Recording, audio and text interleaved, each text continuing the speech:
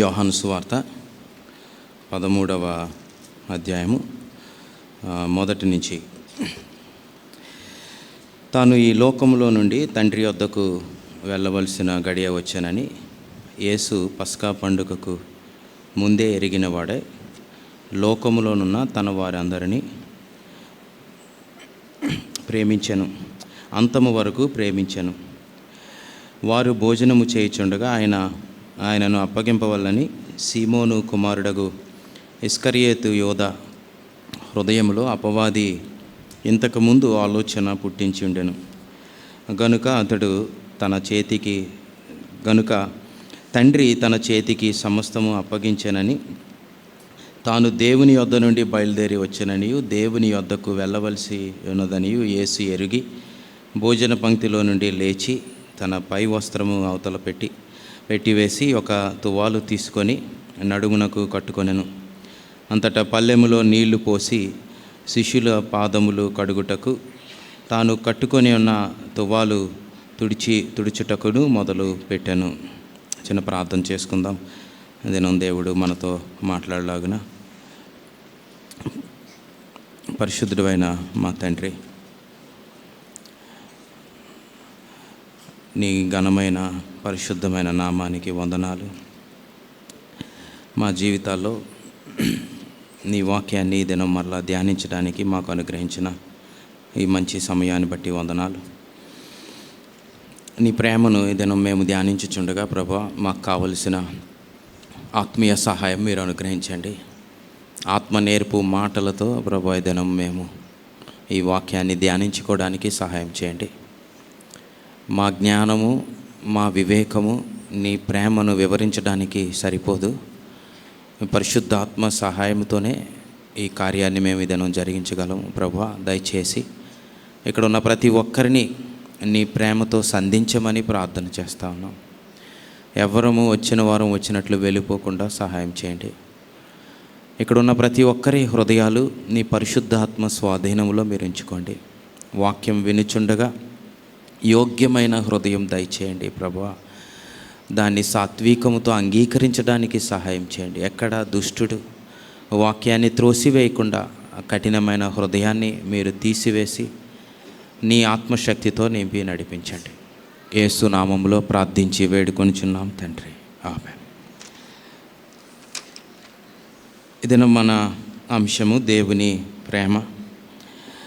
అయితే నలుగురు వ్యక్తులను గురించి దినం ధ్యానించాలని నేను ఆశించాను, కానీ సమయం మనకు లేదు కనుక దేవుని చిత్తమైతే ఈ దినం 2 వ్యక్తులను మనం ధ్యానించుకుందాం.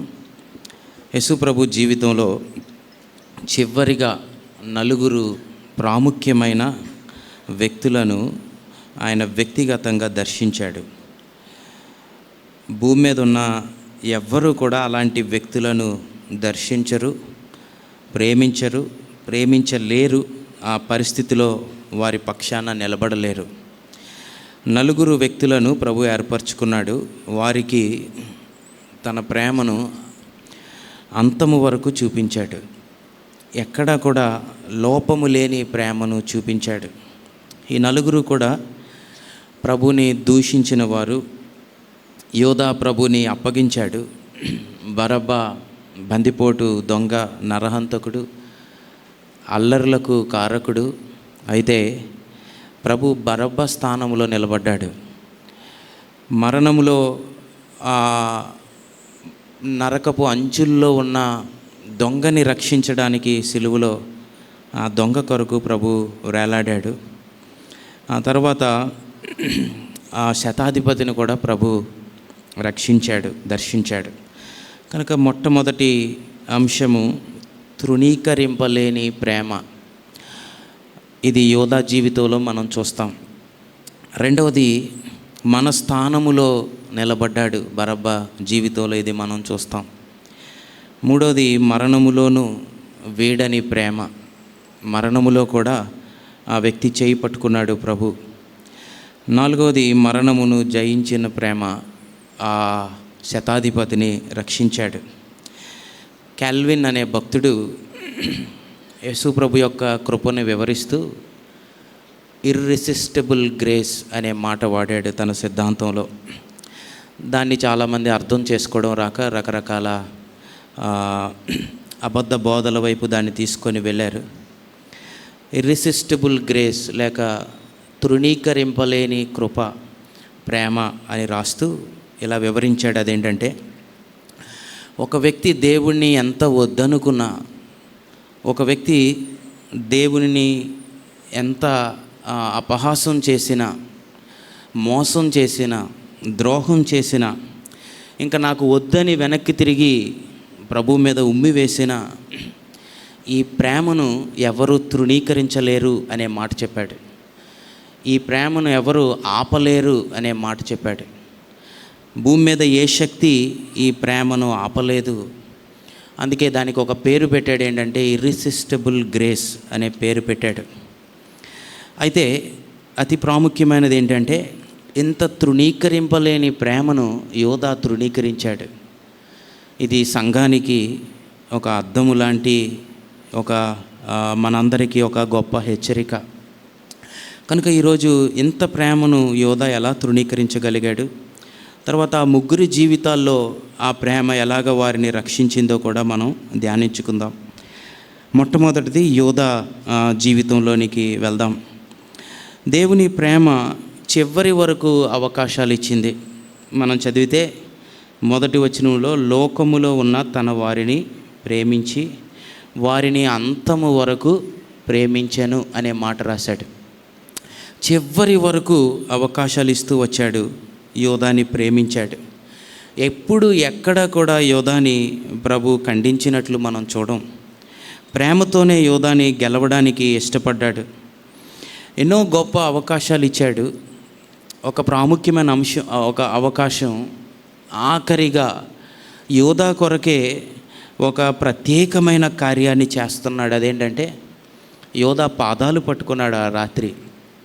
ఒక భక్తుడు ఇలా అన్నాడు, the greatest person in the world is washing the feet of the worst person in the world అన్నాడు. మహోన్నతుడైన దేవుడు నీచుడైన ద్రోహి పాదాలు పట్టుకొని ఉన్నాడు. ఈ దృశ్యాన్ని ఒకసారి మీ మనసులో ఊహించుకోండి. ఆ రాత్రి ఆ పరిస్థితి ఎలా ఉండి ఉంటుంది.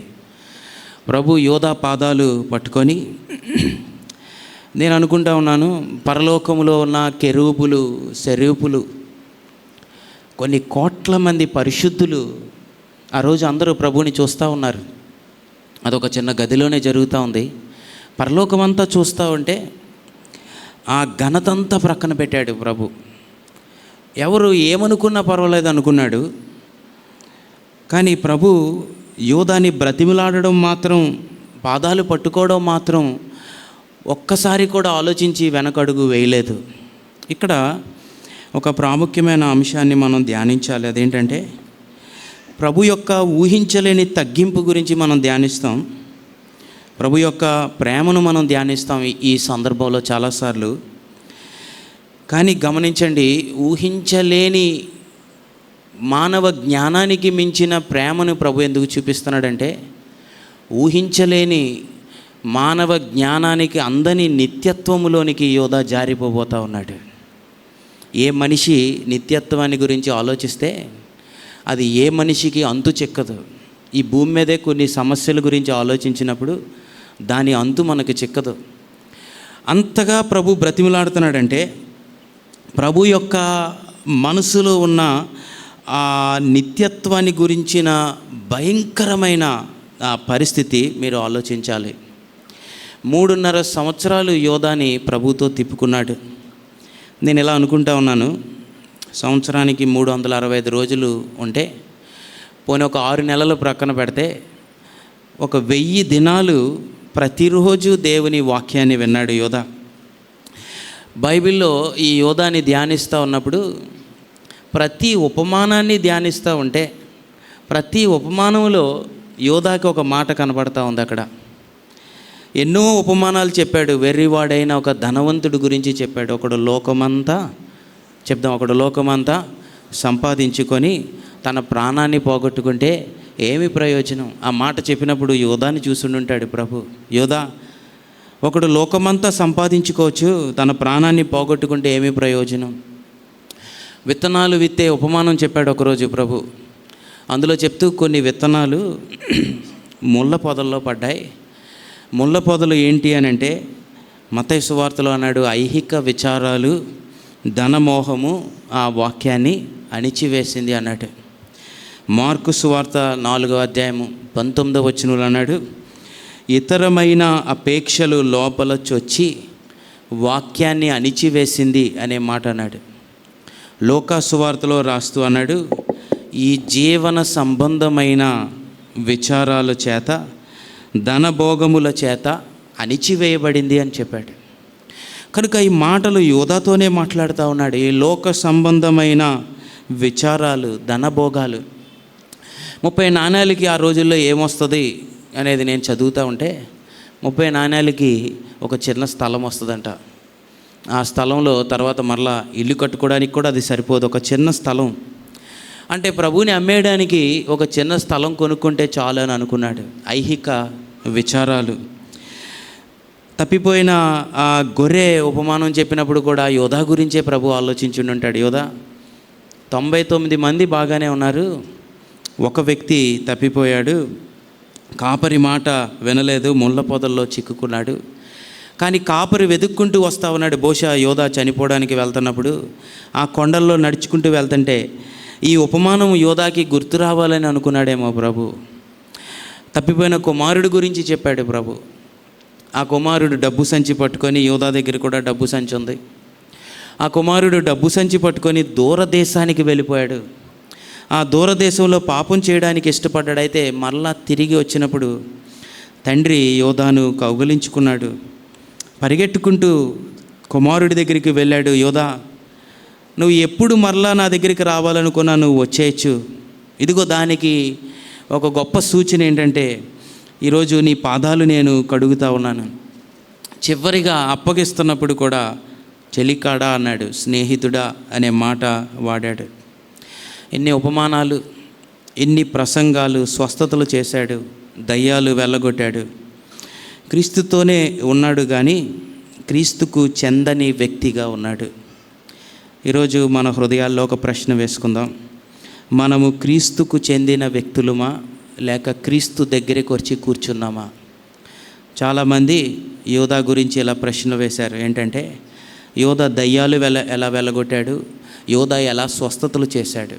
దీనికి ఒక సాదృశ్యం ఏంటంటే, మారు మనసు లేకుండా దయ్యాలు వెళ్ళగొట్టచ్చు, క్రీస్తుతో వ్యక్తిగత సంబంధం లేకుండా స్వస్థతలు చేయొచ్చు. అందుకే ప్రభు అన్నాడు, మీరెవరో నేను ఎరుగను, అక్రమము చేయవారులారా నా యొద్ద నుండి తొలగిపోండి. ఈ నా మాటలు విని వాటి చొప్పున చేయువాడే అనే మాట ప్రభు వాడాడు. కొన్ని కారణాలు ఆలోచిద్దాం. యోధా ఎందుకు యేసు ప్రభువుని అమ్మేశాడు అని అంటే, అపవాది అంతకుముందు తన హృదయంలో 2వ వచనాన్ని చదువుతా ఉన్నాను, గమనించండి చివరి భాగం. ఇస్కరియోతు యోధా హృదయంలో అపవాది ఇంతకు ముందు ఆలోచన పుట్టించి ఉండెను. అంటే ఎవ్వరికీ తెలియకుండా అపవాదితో రహస్యంగా సంబంధం పెట్టుకున్నాడు, అనుబంధం ఉంది. హృదయంలో అపవాది తలంపులు పుట్టిస్తూ ఉన్నాడు. అది ఎవరికీ తెలియదు, ఏ శబ్దము రాదు, బయటికి ఎక్కడ కనబడకుండా జాగ్రత్త పడ్డాడు. సైతానుతో రహస్య అనుబంధము. ఆ తలంపు పాపము అని ప్రభు ఖండిస్తూ ఉంటే యోధాకి ఇష్టము లేదు. యోధా ఖండించే వాక్యాన్ని వినలేదు. లోపల ఉన్న సైతాను తనలో కోపాన్ని పుట్టిస్తున్నాడు, వినని స్వభావాన్ని పుట్టిస్తూ ఉన్నాడు. గమనించండి, చాలామంది పాపాన్ని గురించి బోధించినప్పుడు వినలేరు, సిలువను గురించి బోధించినప్పుడు వినలేం మనం. ఇది యోధా జీవితం మనకి హెచ్చరిక. మనందరి జీవితాల్లో ఎప్పుడు కూడా మనం మర్చిపోకుండా ఒక సంగతి ఏంటంటే, మనందరిలో కూడా ఈ పాపపు ఓట ఉంది అనేది మర్చిపోకూడదు. పేతురు కూడా ఒకసారి యేసు ప్రభు దగ్గరికి వచ్చి, నీకు ఇలా జరగకూడదు అన్నాడు సిలువ గురించి మాట్లాడుతుంటే. అప్పుడు ప్రభు అన్నాడు, సైతానా నా వెనక్కి పో అన్నాడు. పేతురుని ఖండించలేదు ప్రభు, పేతురులో ఉన్న సైతాన్ని ఖండించాడు. ప్రభువుతో నడిచే వ్యక్తిలో లేక ప్రభువుని నమ్మిన విశ్వాసులమైన మనలో కూడా ఈ అపవాది పుట్టించే తలంపుల ఓట ఎప్పుడు మనలో, ఈ మురికి ఓట, ఈ పాపపు అపవిత్రమైన ఓట ఎప్పుడు మనలో నివసిస్తూనే ఉంటుంది. ప్రతి ఒక్కరిలో ఇది ఉంది. అందుకే యోహాను మొదటి పత్రిక 1వ అధ్యాయము 8వ వచనం అనుకుంటా ఎలా అన్నాడు, మనలో పాపము లేదని మనము చెప్పుకొని ఎడల మనలను మనమే మోసపుచ్చుకుంటా ఉన్నాము అనే మాట చెప్పాడు. మేము అక్కడ ఫీల్డ్లో పనిచేస్తూ ఉన్నప్పుడు అన్న డానియల్ సందీప్ గారు ఒక హాస్పిటల్ కెనాన్ క్లినిక్ అని ఒకటి మొదలుపెట్టారు. మొదలుపెట్టినప్పుడు చాలా ఆనందంతో ప్రార్థన చేస్తూ ఇంకా ఈ చుట్టుపక్కల ఉన్న ఒక 200-300 గ్రామాల్లో ఉన్న పేషెంట్స్ అందరినీ కూడా మనం ట్రీట్ చేయొచ్చు, ఇంక ఇక్కడ ఎవరికి జ్వరాలు ఉండవు, జ్వరాలు పోతాయి అనుకొని చాలా ఆశించి చాలా ప్రార్థించి క్లినిక్ స్టార్ట్ చేశారు. మొదటి నెల చాలామంది ప్రతి వారం ఓపీఏ 450 మంది 400 మంది వచ్చి చూపించుకొని మంచి మందులు తీసుకొని వెళ్తున్నారు. వెళ్ళి బాగానే ఉన్నారు. ఒక నెల రోజులు అనుకున్నాడంట ఇంకా అందరూ చక్కగా ఆరోగ్యంగా ఉంటారు, ఈ గ్రామాల్లో ఏ అనారోగ్యం ఉండదని. వచ్చే నెల చూసేసరికి ఎవరైతే జ్వరాలకి ట్యాబ్లెట్లు తీసుకొని వెళ్ళారో మరలా వారే తిరిగి వచ్చారంట వెనక్కి. అప్పుడు చాలా ఆశ్చర్యపోయి, ఇంత మంచి మందులు ఇచ్చాం, మందుల్లో ఏమి లోపం లేదు, ఇంత మంచి ట్రీట్మెంట్ చేస్తూ ఉన్నాం, మంచి డాక్టరు కష్టపడి ఆమెను ఇక్కడికి తీసుకొని వచ్చి ట్రీట్మెంట్ అంతా జరుగుతుంది, ఏంటి లోపం మరలా వచ్చేవి ఏంటంటే మళ్ళీ టైఫాయిడ్ వచ్చేసింది, మళ్ళీ డెంగ్యూ వచ్చింది, మళ్ళీ మలేరియా వచ్చింది. ఎందుకు వచ్చింది అని అడిగితే వారు గ్రామానికి చూడడానికి వెళ్ళి చూసేసరికి గ్రామంలో ఉన్న వాగు, ఆ మురికి వాగు, పాడైపోయిన నీరు ప్రవహిస్తుంది. చీరలో వడగట్టుకొని ఆ నీరు తెచ్చుకొని ఆ నీరుని కొంతమంది ఉడకబెట్టి వేడి చేసుకుంటారు, లేకపోతే కొంతమంది తాగుతారు. ఆ తాగినప్పుడు ఎంత మంచి మందులు వేసినా మరలా వచ్చే టైఫాయిడ్ డెంగ్యూ మరలా అది వారు తీసుకున్నారు కనుక మరలా వస్తూ ఉంది. నేను ఫీల్డ్లో మా సేవకులకి ఇది అర్థమవడానికి చెప్తూ చాలాసార్లు ఈ ఉదాహరణ చెప్తాను. అదేంటంటే, ఇంత మంచి మందులు మనం వేసుకుంటున్న ఆ వాగు దగ్గరికి వెళ్తే మరలా మనకి ఆ టైఫాయిడ్ డెంగ్యూ వస్తుంది కదా, మరి ఏం చేయాలి మనం అని అన్నప్పుడు అదే ఊరిలో సమస్య అర్థమయ్యి ఒక బోర్వెల్ వేశారు. ఆ బోర్వెల్ వేసిన తర్వాత వేసిన తర్వాత ఇలా చెప్పాడంట, ఇంకా మీ ఊరిలో ఎవ్వరికి జ్వరాలు ఉండవు, ఈ నీరు జాగ్రత్తగా తాగండి, ఈ నీరు తాగితే ఏమీ రావని చెప్పి వచ్చేసాడు. 3 నెలల తర్వాత ఆ ఊరి నుంచి మరలా ఒక 3 టైఫాయిడ్తో వచ్చారంట. అప్పుడు ఆ గ్రామ పెద్ద తీసుకుని వచ్చాడు. ఏంటి మరలా వచ్చారనంటే ఆ గ్రామ పెద్ద అన్నాడంట, అయ్యా మీరు బోరు వేశారు కానీ వీరు మరలా తిరిగి వెళ్ళి ఆ నీళ్ళే తాగారు అన్నాడంట. వింటున్నారు జాగ్రత్తగా? ప్రతి ఒక్కరిలో పాపపు ఓట మనలో ఉంది. అయితే నిత్య జీవ జలనది ఉందా మన హృదయాల్లో? పరిశుద్ధాత్మ చేత నింపబడ్డామా? ఒకవేళ పరిశుద్ధాత్మ చేతే నింపబడితే ఏ ఓట దగ్గరికి మనం వెళ్తూ ఉన్నాము? యోధాలో అపవాది అప్పటికే ఒక తలంపు పుట్టించాడు. చూడండి, 13వ అధ్యాయము 2వ వచనంలో అపవాది తలంపు పుట్టించాడు. 27వ వచనానికి వచ్చేసరికి సాతాను వానిలో ప్రవేశించను అనే మాట ఉంది. సైతాను యోధాలోనికి ప్రవేశించాడు అంటే సైతాను ఏం చెప్తున్నాడో ఆ మాటలు వింటున్నాడు, ఆ మాటలు నమ్ముతూ ఉన్నాడు. ఇది ఇప్పుడే కాదు, ఏదేను నుంచి కూడా సైతాను మోసం ఎలా చేస్తూ ఉన్నాడు. ఆ మాటలు నమ్ముతూ ఆ చెడ్డ ఊటతో ఏకీభవించి యేసుని అమ్మేమని చెప్పాడు సైతాను. యేసుని అమ్మేశాడు.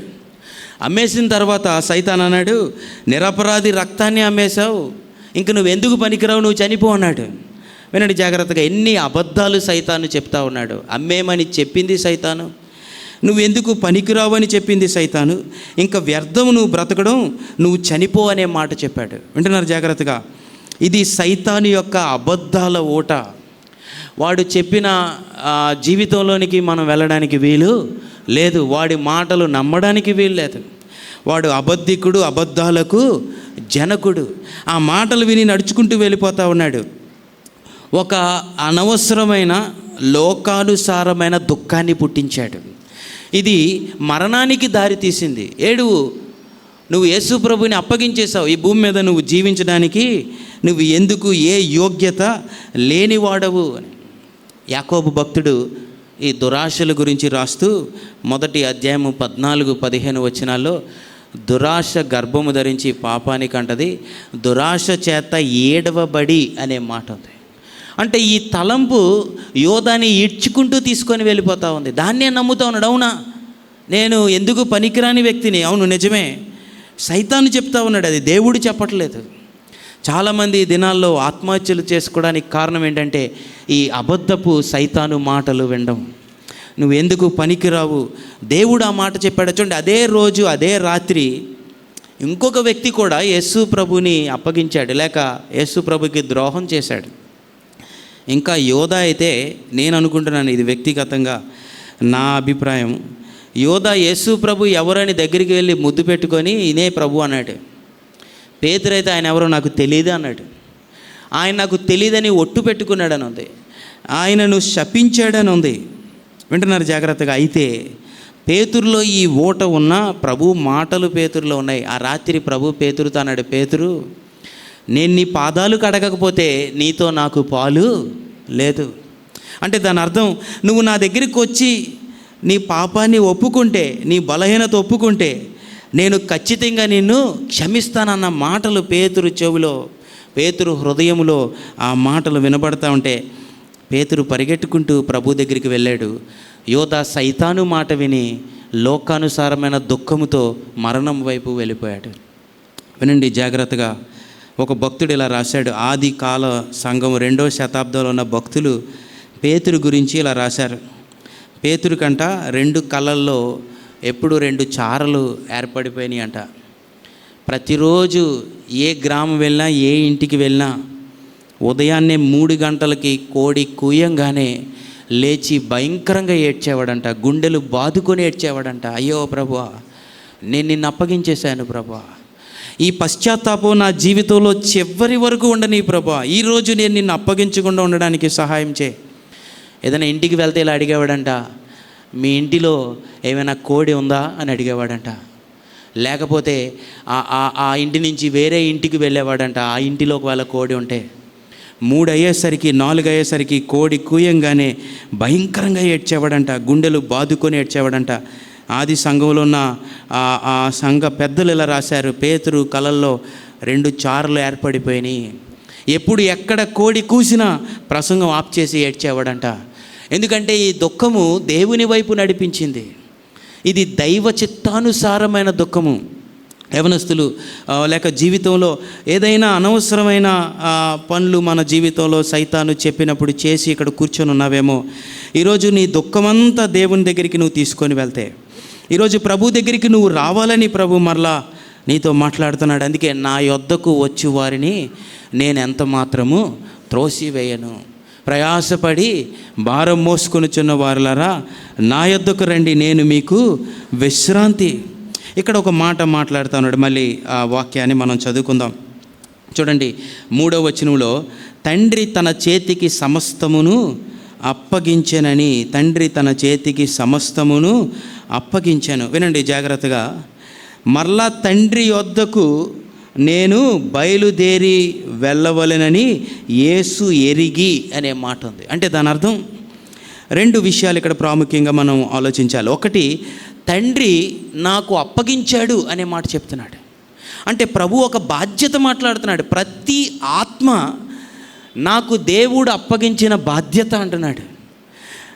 మీరు యోహాను సువార్తలోనే 17వ అధ్యాయానికి వెళ్తే, మీరు రాసుకునేవారు రాసుకోండి. 17వ అధ్యాయం తర్వాత ఇంటికి వెళ్ళి చదవండి. 6వ వచనం, 9వ వచనం, 24వ వచనం. ఇదిగో నీవు నాకు అనుగ్రహించిన వారు.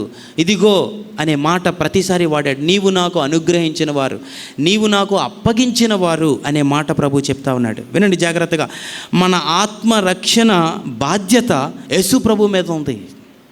యేసు ప్రభు మనలను రక్షిస్తాడు. ఇది దేవునికి, తండ్రి అయిన దేవునికి యేసు ప్రభువుకి మధ్య జరిగిన ఒక గొప్ప నిబంధన. ఇది నీకు దేవునికి మధ్య జరిగింది కాదు, నాకు దేవునికి మధ్య జరిగింది కాదు, తండ్రి నాకు అప్పగించాడు అంటున్నాడు. అంటే అందుకనే మళ్ళీ నేను తండ్రి వద్దకు వెళ్ళాలి.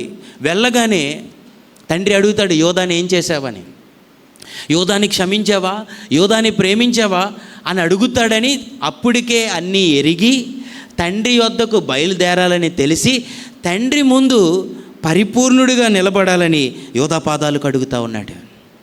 తండ్రి అడగబోతా ఉన్నాడు, ఏంటి, ఏం చేసావు, యోధాని ప్రేమించగలిగావా అంటే యేసుప్రభుని, ఇదిగో నీవు నాకు అప్పగించిన వారు.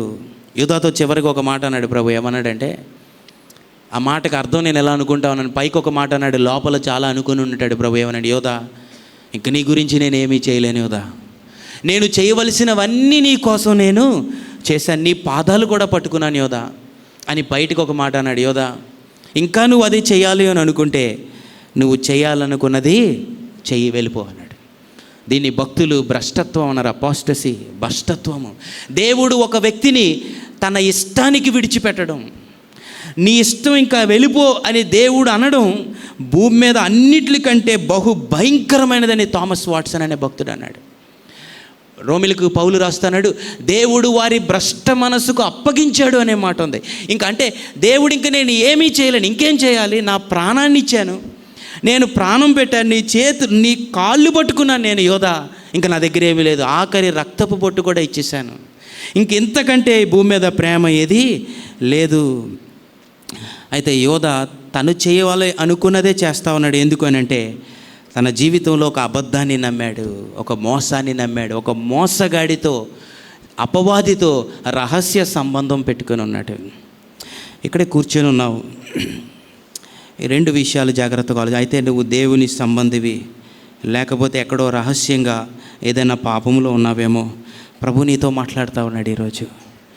ఆ ఓట, ఆ మురికి లేక ఆ అపవిత్రమైన ఆ సెలయేరుని విడిచిపెట్టి, ప్రభువా నాకు నిత్య జీవ జలనదిని దయచేయ ప్రభువా, పరిశుద్ధమైన తలంపులు దయచేయ ప్రభువా, నీతో నేను కలిసి నడవడానికి నీ ఆదరణ, నీ ధైర్యము, నీ శక్తి, పేతురు వలె మరలా నేను ఏడ్చి నీ దగ్గరికి రావడానికి నాకు సహాయం చేయ ప్రభువా అంటే, ప్రభు పేతురుకి సహాయం చేసిన దేవుడు మనకి సహాయం చేస్తాడు. పెంతెకోస్తు దినం అయిపోయిన తర్వాత ఆ రోజు నుంచి పేతురు జీవితంలో యేసు ప్రభులాగా పేతురు మారిపోయాడు. కనుక యోధాని ముగించుకోకముందు మన జీవితంలో యోధా మనకు ఒక హెచ్చరికగా ఉన్నాడు. కొన్ని హెచ్చరికలు ఆలోచిద్దాం. అంత మనోహరమైన దేవుని ప్రేమను 30 నాణేలకు అమ్మేశాడు. ఎన్ని నాణేలకు అమ్మాడు చెప్పండి, కొద్దిగట్టిగా మాట్లాడుతూ, ఎన్ని నాణేలకు అమ్మాడు? వెలలేని ప్రేమను ఎంత చులకనగా తృణీకరించాడు. నీ జీవితంలో ఈ ప్రశ్న, జాగ్రత్తగా ఈ ప్రశ్నతో ఇంటికి వెళ్దాం. నీ జీవితంలో ప్రభువుకి విలువ ఎంత? నీ జీవితంలో ప్రభువుకి నువ్వు ఇచ్చే సమయం ఎంత? ప్రభువుకి నీ జీవితంలో ఏమిచ్చావు? డబ్బుల గురించి నేను మాట్లాడట్లేదు. నీ హృదయంలో ప్రభువుకి భాగం ఎంత ఇచ్చావు? ప్రభువుని పూర్ణ హృదయంతో వెంబడిస్తూ ఉన్నావా? జీవితంలో ప్రభువుకి నీ సమయంలో విలువ ఎంత ఇచ్చావు? ప్రభువుకి నీ బలములో ప్రభువుకి ఎంత బలం ఇచ్చావు? నువ్వు నీ జీవితంలో ప్రభువుకి ఎంత భాగాన్ని ఇచ్చావు? దానియేలు అంటున్నాడు, నా జీవితాన్ని ధారపోసి ప్రభువుని ప్రేమించాను, నేను నా జీవితాన్ని లెక్క చేయలేదు. నా ప్రాణం కంటే, మనం ధ్యానించాం, నా ఉద్యోగం కంటే ప్రభువుకి నేను ఎక్కువ విలువ ఇచ్చాను. యోధాకి 30 నాణేలే ప్రభు అంటే విలువ. అరిమితే యోసేపు ప్రాణానికి తెగించి వెళ్ళాడనే మాట ఉంది. ఎంత విలువ ఈరోజు ప్రభుకి? 24 గంటల సమయంలో ప్రభువుకి విలువ ఎంత? వారం రోజుల్లో ప్రభువుకి విలువ ఎంత? మన బలమంతటిలో ప్రభువుకి విలువ ఎంత? మన ఆలోచనలు ఒకవేళ 1000 ఆలోచనలు అయితే ఆ ఆలోచనలో ఎన్ని ప్రభువుని గురించి ఆలోచిస్తూ ఉన్నాము? అబ్రహాము అన్నిటికంటే ప్రభువుని ప్రేమించాడు, తన కుమారుని కంటే ప్రేమించాడు, తన జీవితంలో అన్నిటికంటే ప్రభువుకి ఎక్కువ విలువ ఇచ్చాడు. మోషే క్రీస్తు విషయమైన నింద గొప్ప భాగ్యమని ఎంచుకొని అల్పకాలము పాపభోగము అనుభవించుట కంటే, ఫరో కుమార్తె యొక్క కుమారుడని అనిపించుకుంటే ఐగుప్తి ధనము కంటే దేవుణ్ణి ప్రేమించాడు మోషే. యేసు ప్రభు నిన్ను నన్ను ఎంత ప్రేమించాడు ఒక నిమిషం ఆలోచించండి. మన కొరకు అన్నీ ఇచ్చేశాడు, సమస్తాన్ని ఇచ్చాడు, ఆయన ప్రాణాన్ని ఇచ్చాడు, ఆఖరి రక్తపు బొట్టును కూడా ఆయన ఇచ్చేశాడు. దేవునికి నువ్వెంత విలువిస్తూ ఉన్నావు? సెలీనా ఈ వాక్యాన్ని ధ్యానిస్తూ ఉంటే దేవుడు ఒక సందర్భాన్ని నాకు జ్ఞాపకం చేస్తూ ఉన్నాడు. సెలీనా పుట్టిన తర్వాత ఒక 7-8 నెలలు అయిన తర్వాత సీజర్స్ లాగా వచ్చినాయి. సీజర్స్ అంటే ఈ ఫిట్స్ లాగా వచ్చినాయి. ఫిట్స్ లాగా వచ్చినప్పుడు సడన్గా ఒకరోజు పొద్దున్నుంచి మనుషుల్ని గుర్తుపట్టడం మానేసింది. అంటే ఒక మనిషిని, ఒక వస్తువుని చూసినట్లు చూస్తూ ఉంది. ఎవరు వెళ్తున్నా ఏమీ పట్టించుకోవట్లేదు. ఒకప్పుడు పాట పెట్టగానే లేకపోతే ఏదైనా శబ్దం చేస్తే వెంటనే పక్కకు తిరిగి చూసేది, చూడడం మానేసింది. కిటికీలోంచి పిలిస్తే పక్కకు తిరిగి చూసేది, పలకట్లేదు. పలకకపోతే అది చాలా తీవ్రమైన పరిస్థితిగా అనిపిస్తూ ఉంది. నాకు ఒక అనుమానం వచ్చింది. అదేంటంటే ఒకవేళ ఇది ఆటిజం ఏమో అనిపించింది. అది ఒక బలహీనత ఉంది. ఆ బలహీనతలో చాలా స్థాయిలు ఉన్నాయి. తీవ్రమైన స్థాయి ఎలాంటిదంటే ఇంకా ఆ వ్యక్తి ఎవరిని గుర్తుపట్టడు, పక్కన ఇల్లు కాలిపోతానే ఏం పట్టించుకోడు. ఒకవేళ ఎవరిని పిలుస్తున్నా ఆ వ్యక్తి ఎటువైపు చూస్తూ ఉన్నాడు అటువైపే ఉండిపోతాడు. మెదడు స్పందించదు, మనుషుల్ని వస్తువుల్లాగా చూస్తాడు. అది చాలా తీవ్రమైన స్థాయి. దాని గురించి చదువుతూ ఉంటే అప్పటికే బిడ్డకి ఒక బలహీనత ఉంది. ఆ బలహీనతకి ఇది కూడా కలిస్తే ఎలా ఉంటుంది పరిస్థితి అని ఆలోచించి దాని గురించి చదువుతుంటే డౌన్ సిండ్రోమ్తో పాటు ఆటిజం ఉండే వ్యక్తి 70,000లో ఒక బిడ్డ ఉంటుందని. అప్పుడు నేను ఇలా ప్రార్థన చేశాను, ప్రభువా నేను నా బిడ్డలను ఇలా చూస్తాను, దేవుడు నాకు ఇచ్చిన బాధ్యత అన్నట్లు చూస్తాను, తర్వాతే వారు నా బిడ్డలు, దేవునికి ఒకరోజు నేను అప్పగించాలి. ప్రభువా నాకు ఇప్పటికీ ఒక బాధ్యత ఇచ్చావు, నువ్వు ఈ బాధ్యత నేను నెరవేర్చగల. ఆ రోజుల్లో బలహీనతను గురించి నాకు ఎక్కువ తెలియదు, అప్పటికి చదువుతూ ఉన్నాను. ప్రభువా ఈ బాధ్యత నేను నెరవేర్చగలనో లేదో నాకు తెలియదు ప్రభువా. మరలా ఇంకొక బలహీనత వచ్చింది. ఇప్పుడు సేవకి ఎలా వెళ్ళాలి, మిషన్స్కి ఎలా వెళ్ళాలి, పరిచర్య ఎలాగా, ఇంటి దగ్గర పరిస్థితి ఏంటి, ఈ బిడ్డ ఏ వ్యక్తిని గుర్తుపట్టకపోతే ఎలాగా. ఇది చాలా భావోద్రేకంతో దేవుని దగ్గర ప్రార్థన చేస్తూ ఉన్నాను. ప్రభువా ఈ పరిస్థితి నేను న్యాయం చేయలేను ప్రభువా, నువ్వు ఇచ్చిన బాధ్యత నేను నెరవేర్చలేను ప్రభువా, ఈ బిడ్డ నన్ను చూడట్లేదు, కిటికీలోకి వెళ్ళి గట్టిగా పిలుస్తుంటే పలికేది కాదు, లైట్ ఆఫ్ చేసేసి టార్చ్ లైట్ ఆన్ చేసి పైన టార్చ్ లైట్ ఒక్కటే ఫ్లోర్కి వేస్తే దాన్ని కూడా చూసేది కాదు. నేను ప్రార్థన చేస్తూ ప్రభువా ఈ పరిస్థితి వద్దు ప్రభువా అంటే పరిశుద్ధాత్మ దేవుడు ఒక తలంపు నాలో పుట్టించాడు. అదేంటంటే సాధు నీ జీవితంలో కూడా నువ్వు నా పట్ల అలాగే ప్రవర్తిస్తూ ఉన్నావు. నీ బిడ్డ నిన్ను చూడకపోతే నీకు చాలా బాధేస్తూ ఉంది. ఎన్నిసార్లు నిన్ను ఆకర్షించడానికి నా సిలువని నీ ముందు పెడితే నువ్వు ఏమీ పట్టించుకోకుండా వెళ్ళిపోతూ ఉన్నావు. ప్రతి దినము నేను నిన్ను ప్రేమిస్తున్నానని చెప్పడానికి నీ జీవితంలో అనేక కార్యాలు చేస్తూ ఉంటే నువ్వు నా ప్రేమని పట్టించుకోవట్లేదు, నువ్వు స్పిరిచువల్లీ ఆటిస్టిక్ అని దేవుడు మాట్లాడాడు. నా భయము నా బాధ అంతా ఎగిరిపోయింది ఒక్క నిమిషం. ప్రభువా ఆ బిడ్డకి ఆటిజం ఉన్నా పర్లేదు, ఆ బిడ్డకి ఏ బలహీనత ఉన్నా పర్లేదు, నాలో ఈ బలహీనత వద్దు ప్రభువా. ఈరోజు నుంచి నీ సిలువ చాటున నీ సిలువ నీడలో నేను జీవించాలి ప్రభువా. నా జీవితంలో ప్రతి దినము నీ సిలువను చూసుకోవాలి, నీ సిలువను ఎత్తుకోవాలి ప్రభువా. నా జీవితంలో ఒక్క మాట కూడా వ్యర్థమైపోకుండా ఏదో విన్నట్టుగా ఊరికినే విన్నట్టుగా నేను ఉండకుండా నాకు సహాయం చేయ ప్రభువా, నన్ను క్షమించు ప్రభువా. తర్వాత వారం రోజుల్లో ఆ బలహీనత అంతా బాగైపోయిన తర్వాత నేను ఎలా అనుకున్నాను, ప్రభువా ఒకవేళ ఆ బలహీనత ఉండినా నాకు అది మేలే. ప్రతి దినము అద్దంలో నన్ను నేను చూసుకున్నట్లు ఆ బిడ్డను చూసుకున్నప్పుడు నాకు అర్థమవుతుంది ప్రభువా, నాకు దయచేసి సహాయం చేయి.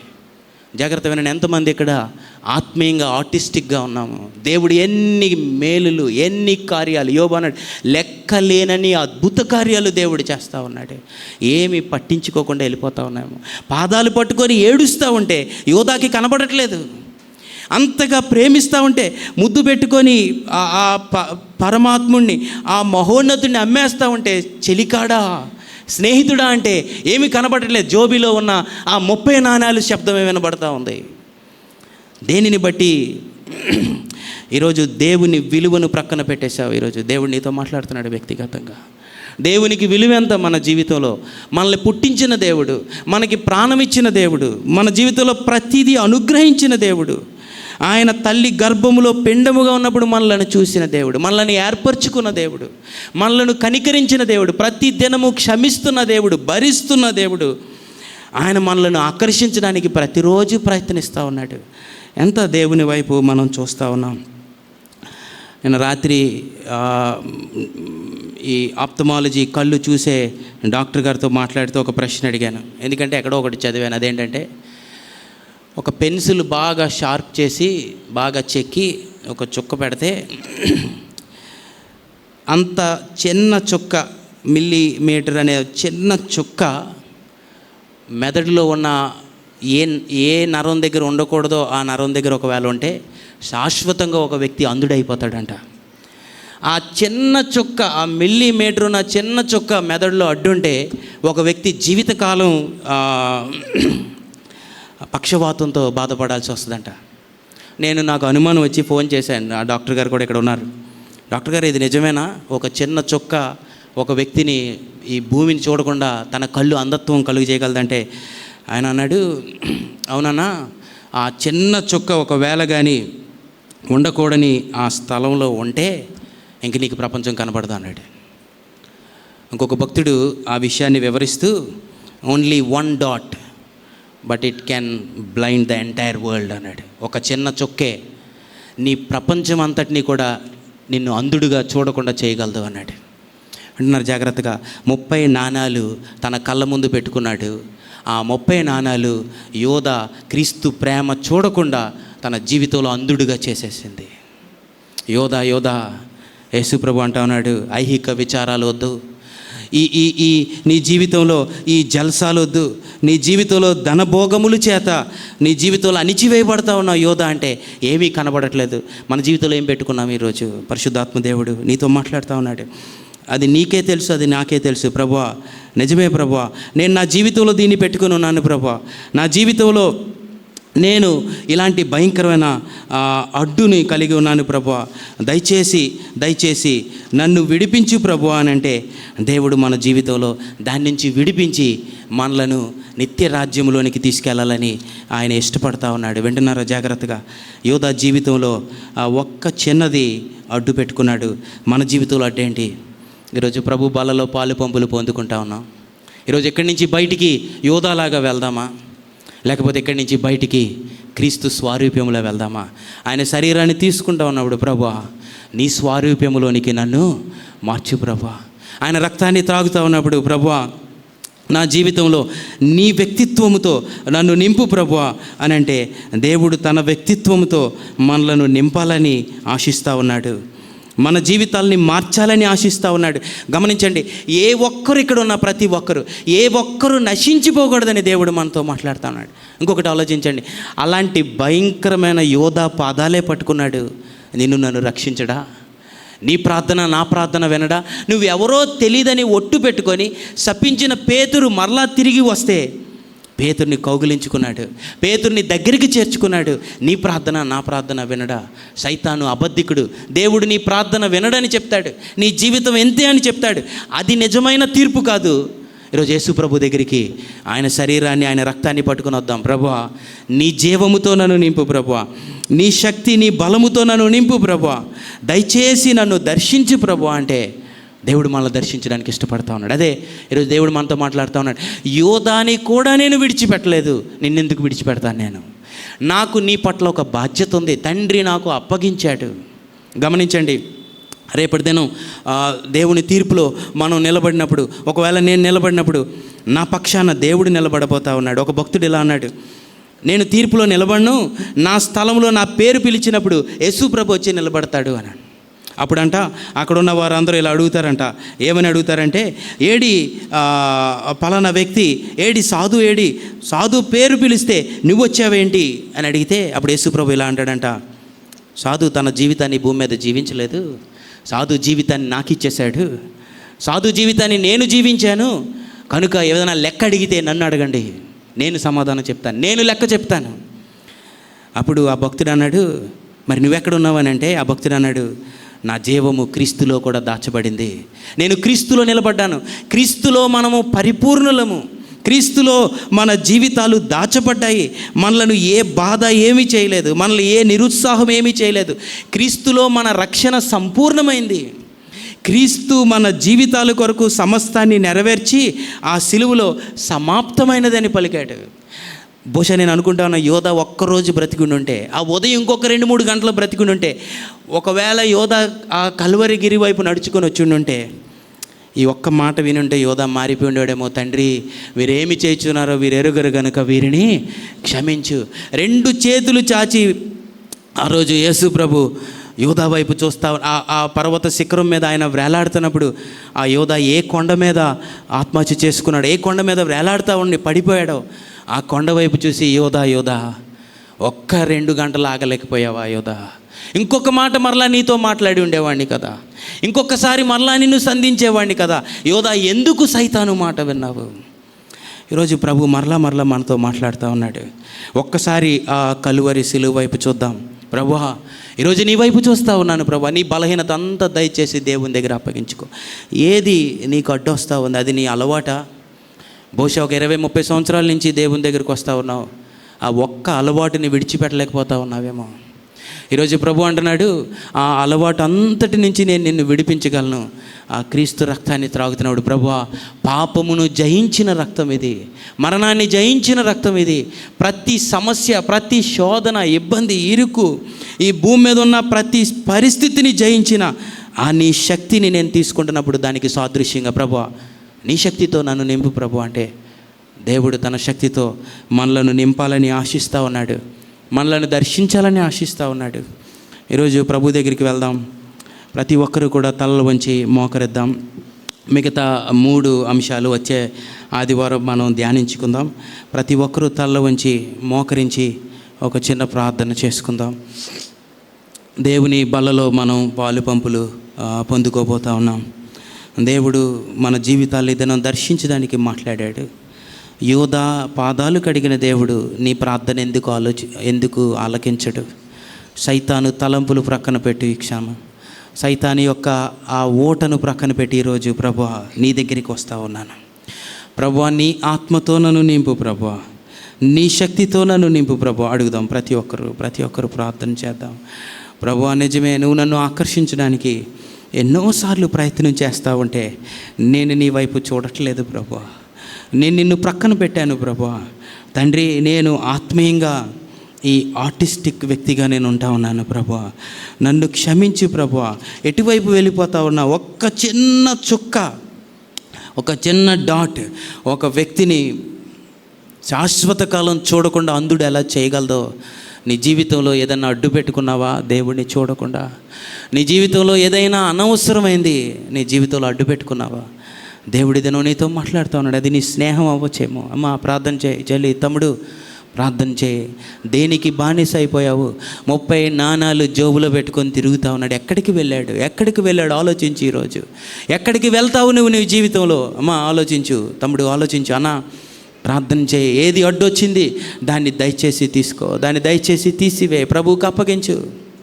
ప్రార్థన చేద్దాం. ప్రతి ఒక్కరు ప్రార్థన చేద్దాం. ప్రభువా, నీ ప్రేమను చూడకుండా నా జీవితంలో నేను పలానాది అడ్డు పెట్టుకున్నాను. ఎంత దేవునికి విలువిస్తూ ఉన్నావు నీ జీవితంలో? నీ సమయంలో దేవునికి విలువెంత? నీ బలములో దేవునికి విలువెంత? దయచేసి దేవుడికి లెక్క అడుగుతూ ఉన్నాడు. దేవుడు ఈరోజు ప్రేమతో అడుగుతూ ఉన్నాడు, నీ బలములో నాకెంత బలము? నీ జీవితంలో నా భాగం ఎంత? నీ హృదయములో నా భాగం ఎంత?